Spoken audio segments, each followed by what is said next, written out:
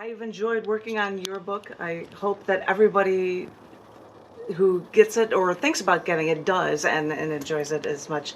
It gives it as much proper. I agree. Yeah. It's very, very cool. So thank you very much for sharing. I really, truthfully appreciate it. It's actually starting to get dark here, but I'm going to finish off this evening with 3 more poems, and they will be from recent book releases. You haven't seen this one, but I was trying to look for material that I've never shared with you guys. This, I have to go without a glare. This is the Down in the Dirt, so May to September issue collection book, I believe. Why, yes, it is. No, May to August. Sorry, May to August issue collection book. And it's called Lockdown's Over, which seems entirely appropriate when we've been dealing with having to be quarantining ourselves for so long. So I was going to share with you 1 or 2 poems toward the end of this book. This first one is titled Our Society Glossed Over. Our society now is so superficial. We take our selfies from our phones to look our best, or else we get some photo buff to edit our image so that we can look like we do not belong in this world. Soft edges glossed over, so we look surreal, but superficial nonetheless. And that's when it struck me. Now, keep in mind that I really like architecture, both modern lines and classic architecture. I love the mirrored heights of skyscrapers, but a part of me likes, even in buildings from the past century, buildings containing ornate details like they are some sort of homage to a classic civilization, to an endeavor to now be truly a classic. And now this makes me wonder, because I really like the classic older architecture, but I also like what's modern, am I just trying to slap something I thought was once beautiful over something that now could be beautiful if the architect understood what beauty was and what they built? I wonder if this architecture I love is often just someone slapping on a classic facade over it and thinking that this will make it art. For at that point, it's not cutting edge. It's just what we do today and think that it makes a difference. I see that now in modern lines and I think, is that what they're doing? Is that all it is? So, but I'm going to skip a few ahead to another one, and this was related to dreams. And this is something that I was thinking of with both David and the woman who is no longer here, Louise. This is and when I refer to a poet here, the poet is actually one of the poets that is in this group. So I wonder if you'll get it. This is called Do the Dead Still Live? I woke up from a dream last night where a man I once dated who died was still alive in my dream. And another man from my past was there too. And when I woke up from that dream in the middle of the night, I thought that I should actually remember this and write it. And then I went back to sleep. I started dreaming again, and when I dreamed again, this time someone asked me why I didn't write my dream down. I answered them with, who wants to hear about a dream where a man I once dated who died is alive in my dream and still professes their love to me? I mean, who wants to hear anything like that? I said that, but then I turned around and my mom was there, still alive. And I said, "Hi, Mom." And then I woke up. I told a poet friend of mine about these dreams today, and then they asked me if this happens to me often, if the dead come back to me in dreams like that. I told them no, and that's when my poet friend said that they say that the dead do not still live. I know exactly what he meant.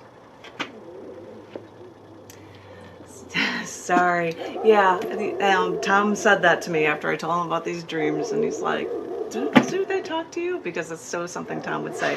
And I'm doing a longer one for the last poem here. It is one more because I read 2 from the most recent issue of Down in the Dirt, but I didn't read 2 from the most recent issue of cc&d magazine, Down and Inside.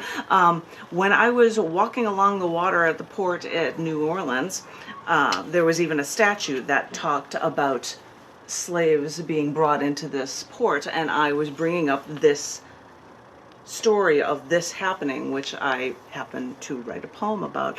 And I'm trying to get a lamp so that I can not be putting, oh, but that's really bright for you guys.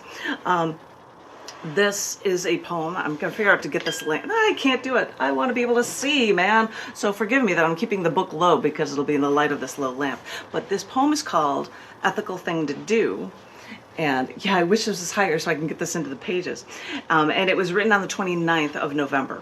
And it was a day in 1781 of the Zong Massacre. He's going to do bright lights for me. This is called Ethical Thing to Do. Today it was asked if I knew the date when ethics courses became mandatory for a business college degree. I had no idea. And then I said, it had to be recent. They nodded in agreement. And then I thought that it's probably coincided with the civil rights movement. So I guess maybe the 50s or 60s.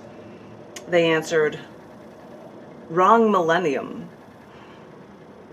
Which confused me greatly, because the Enron scandal of a business knowingly lying to its investors to give the company an inflated worth, that is why it was only 2004 when Susan Phillips led the task force in their push for schools to increase education and ethics into businesses. People losing money, that's what caused the push. Not, say, racial or gender reasons, ethically. I then thought of the day when the crew of the British slave ship Zong murdered 133 Africans by dumping them into the sea to claim insurance.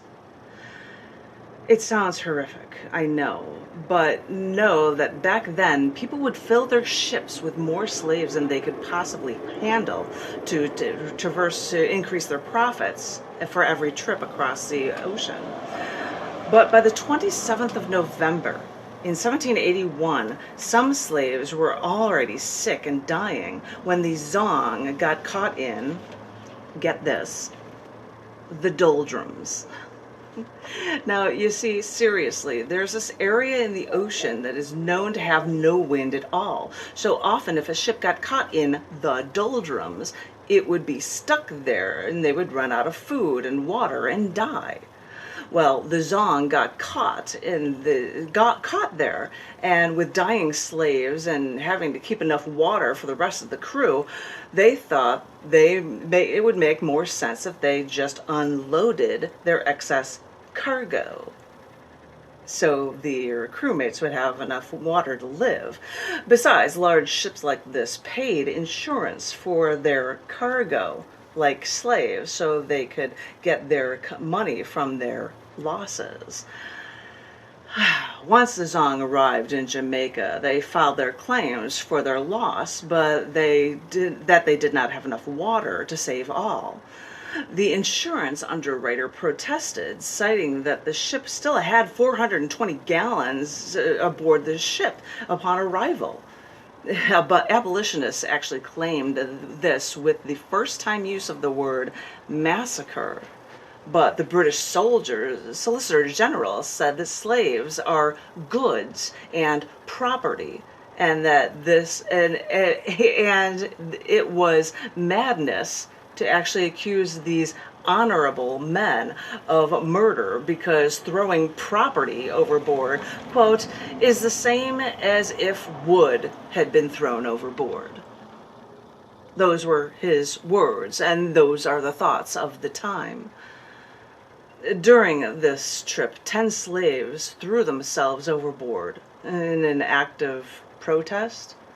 Did they know that they were going to die and make this trip?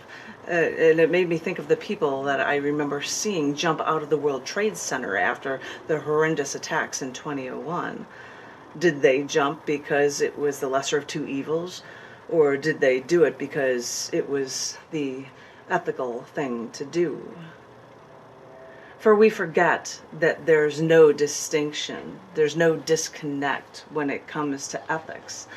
not only in business, but in our personal lives. It's all on this continuum because our ethical choices tie everything together.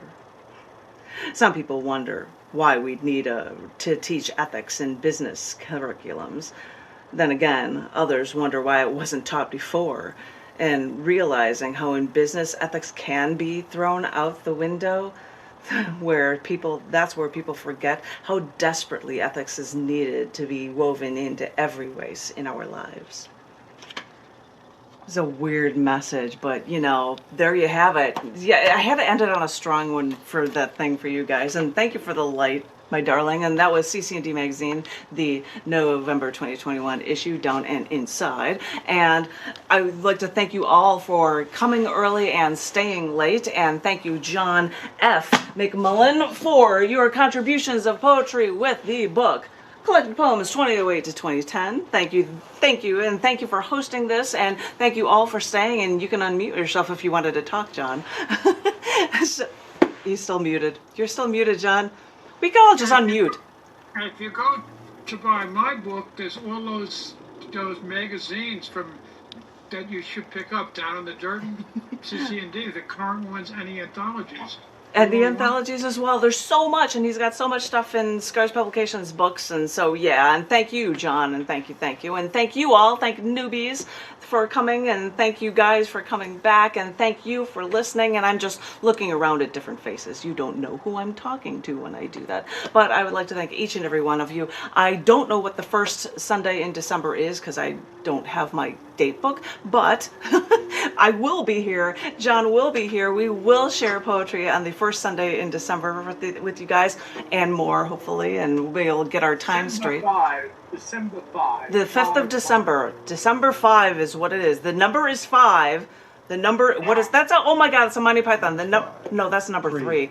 The number is 3. The number is 5, and that is the number, and that is the one for the next open mic. Thank you, John, again. Thank you all for showing and coming and staying and being a part of this little mini poetry revolution, and I look forward to seeing each and every one of you next month. Thank you all so very much. Thank you.